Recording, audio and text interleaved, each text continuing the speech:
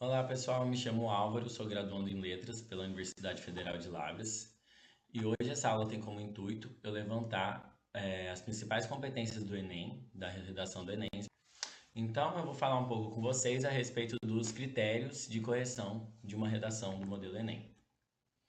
Então a gente começa pela competência 1, em que nessa competência é necessário que o candidato demonstre conhecimento da norma culta da língua escrita. Então, a gente vai avaliar nessa competência aspectos como a estrutura sintática, acentuação, pontuação, ortografia, concordância verbal e nominal. Então, no que se refere à sua escrita, essas competências serão avaliadas aqui na competência de número 1. Na competência de número 2, para que o candidato totalize ela, é necessário que ele compreenda a proposta de redação, isto é, que ele não fuja do tema, e aplique conceitos das várias áreas do conhecimento para desenvolver o tema dentro dos limites estruturais do texto dissertativo argumentativo. Então, o que a gente avalia aqui?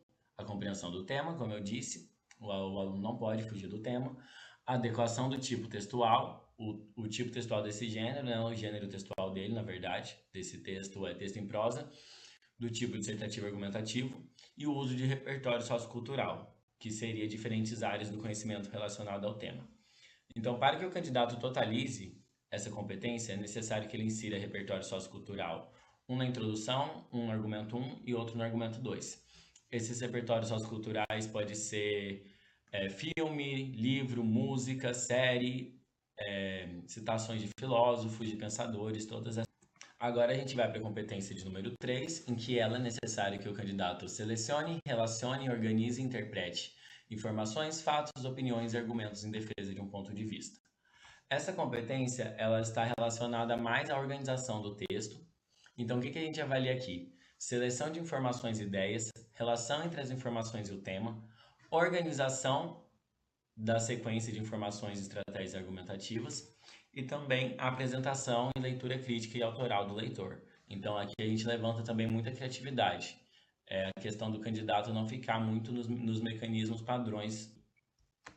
Agora a gente parte para a competência de número 4, em que nela é necessário que o candidato demonstre conhecimento dos mecanismos linguísticos necessários para a construção da argumentação. O que seriam esses mecanismos linguísticos? Aqui a gente estuda muito a coesão referencial, que é a questão de a gente ficar retomando o referente já citado anteriormente, e muito também a questão dos operadores e conectivos, operadores argumentativos e conectivos. Então, para que um candidato totalize essa competência, ele precisa ter um bom domínio dos operadores argumentativos e dos conectivos. Agora a gente parte para a última competência do Enem, das redações, que é a competência de número 5. Nela é necessário que o candidato elabore uma proposta de intervenção para o problema abordado, demonstrando respeito aos direitos humanos.